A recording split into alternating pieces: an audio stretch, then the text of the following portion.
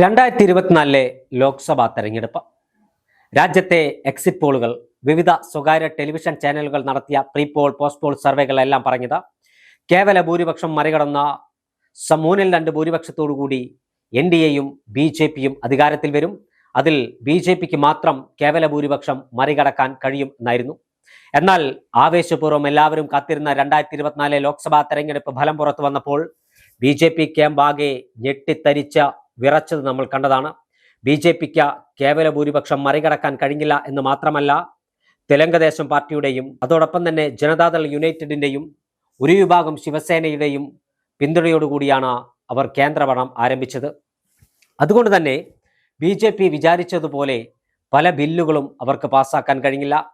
One India one election bill BJP ഏറെ പ്രതീക്ഷയോടുകൂടി ലോക്സഭയിൽ കൊണ്ടുവരാൻ തയ്യാറായിരിക്കുന്ന ഒരു ബില്ലാണ്. മറ്റൊന്ന് മണ്ഡല പുനർനിർണയ ബില്ല്. വനിതാ സംവരണം അടക്കമുള്ള കാര്യങ്ങൾ പാളിയത് നമ്മൾ കണ്ടതാണ്. അതുകൊണ്ട് തന്നെ ഏത് വിധേനയും 3/2 ഭൂരിപക്ഷം ഉറപ്പിക്കാനുള്ള നീക്കമാണ് BJPയുടെ ഭാഗത്തുനിന്നും ഉണ്ടായിക്കൊണ്ടിരിക്കുന്നത്. അതിലവർ ഒരു പരിധിവരെ വിജയിച്ചു എന്ന് തന്നെ നമുക്ക് പറയാൻ സാധിക്കും. കാരണം 2026 ഏപ്രിൽ മെയ് മാസങ്ങളിൽ നടന്ന തെരഞ്ഞെടുപ്പ്, നിയമസഭാ തെരഞ്ഞെടുപ്പ്, ആ നിയമസഭാ തെരഞ്ഞെടുപ്പിൽ ബംഗാൾ സംസ്ഥാനത്ത് ഭരണം നഷ്ടപ്പെട്ട മമതാ ബാനർജിയുടെ തൃണമൂൽ കോൺഗ്രസിലെ രാജ്യസഭ ലോക്സഭാ അംഗങ്ങൾ ആ മമതയോട് ലാൽ സലാം പറഞ്ഞ മറ്റൊരു പുതിയ പാർട്ടിയായി ലോക്സഭയിലേക്കും രാജ്യസഭയിലേക്കും പോവുകയാണ്. ഇത് അവർ BJP ബ്ലോക്കിൽ ഇരിക്കുമെന്ന് ഏതാണ്ട് ഉറപ്പായിട്ടുണ്ട്. മറ്റൊന്ന് മഹാരാഷ്ട്രയിൽ നിന്നുള്ള ഉദ്ധവ് താക്കറെയുടെ ശിവസേനയാണ്. ഉദ്ധവ് താക്കറെയുടെ ശിവസേനയിലെ 9 MP-മാരിൽ 6 പേരെ പിളർത്തി BJP പക്ഷത്തേക്ക് എത്തിക്കുന്നതിൽ ഏറെക്കുറെ വിജയിച്ചിട്ടുണ്ട് എന്നാണ് മനസ്സിലാക്കാൻ കഴിയുന്നത്. ഇതോടുകൂടി 3/2 ഭൂരിപക്ഷം എന്ന മാന്ത്രികതയിലേക്ക് എത്താൻ NDA സർക്കാരിന് കഴിഞ്ഞിട്ടുണ്ടെന്നാണ് രാഷ്ട്രീയ നിരീക്ഷകർ അടക്കമുള്ളവർ പറയുന്നത്. ഇത് BJPക്ക് വലിയ ആത്മവിശ്വാസമാണ് നൽകുന്നത്. തങ്ങൾക്ക് ജനാധിപത്യത്തിൽ വോട്ടുകൊണ്ട് ജയിക്കാൻ കഴിയാത്ത ഇടങ്ങളിൽ കുതിരക്കച്ചവടത്തിലൂടെയും പണം നൽകിയും ഓപ്പറേഷൻ ലോട്ടസിലൂടെ എന്ന ഓമന പേരിട്ട ജനാധിപത്യത്തെ വ്യഭിചരിക്കുന്നത് നമ്മൾ നിരവധി തവണ കണ്ടതാണ്. അരുണാചൽ പ്രദേശിലും അസമിലും ഗോവയിലും കർണാടകയിലും ഉത്തർപ്രദേശിലും ഗുജറാത്തിലുമെല്ലാം ഇത്തരം ഓപ്പറേഷൻ ലോട്ടസിലൂടെ പ്രതിപക്ഷത്തെ MLA-മാരെ ഭരണപക്ഷത്തെത്തിക്കാൻ BJPക്ക് കഴിഞ്ഞിട്ടുണ്ട്. അതേ ഓപ്പറേഷൻ ലോട്ടസിന്റെ മറ്റൊരു പതിപ്പാണ് ഇപ്പോൾ BJP ഇറക്കിക്കണ്ടിരിക്കുന്നത്. മമതാ ബാനർജിയുടെ തൃണമൂൽ കോൺഗ്രസിനെ ചിഹ്ന ഭിന്നമാക്കാൻ അവർക്ക് സാധിച്ചു.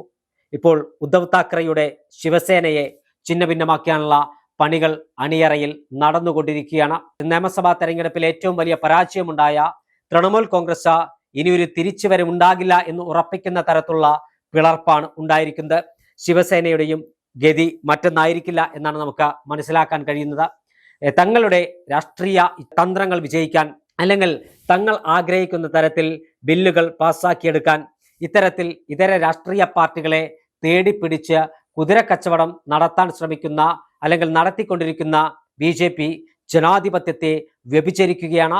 ജനാധിപത്യത്തെയും അതോടൊപ്പം തന്നെ ജനങ്ങളുടെ സമ്മതിദാനാവകാശത്തെയും നോക്കി അവരുടെ മുഖത്ത് നോക്കി കൊഞ്ഞനം കുത്തുന്ന BJPക്ക് ഇന്നല്ലെങ്കിൽ നാളുകളിൽ ഇതിനുള്ള തിരിച്ചടി ഉണ്ടാകുമെന്ന കാര്യത്തിൽ ഒരു തർക്കവുമില്ല. എന്തായാലും രാജ്യത്തിന്റെ ജനാധിപത്യ അന്തസ്സ് കളഞ്ഞു കുളിക്കുന്ന പ്രവർത്തനമാണ് കേന്ദ്രത്തിൽ BJPയുടെ ഭാഗത്തുനിന്ന് ഉണ്ടാകുന്നത്. ആ പ്രവർത്തനത്തിൽ അവർ അമിത ആഹ്ലാദം പങ്കുവെക്കുമ്പോഴും കാലത്തിന്റെ വിധി, ചരിത്രത്തിന്റെ വിധിയെ തടുക്കാൻ കഴിയില്ല. എന്തായാലും ഇന്നല്ലെങ്കിൽ നാളെ ഇതെല്ലാം BJPയെ തിരിഞ്ഞുകൊത്തുമെന്ന കാര്യത്തിൽ ഒരു തർക്കവുമില്ല. എന്തായാലും തൃണമൂൽ കോൺഗ്രസിനെയും ശിവസേനയും തകർത്ത 3/2 ഭൂരിപക്ഷം ഇന്ത്യൻ നിയമനിർമ്മാണ സഭയിൽ അവർ ഉറപ്പിച്ചിട്ടുണ്ട്. അതിന്റെ പ്രത്യാഘാതങ്ങൾ ഇനി എന്തെല്ലാമാണെന്ന് വരും ദിവസങ്ങളിൽ നമുക്ക് കണ്ടറിയാം.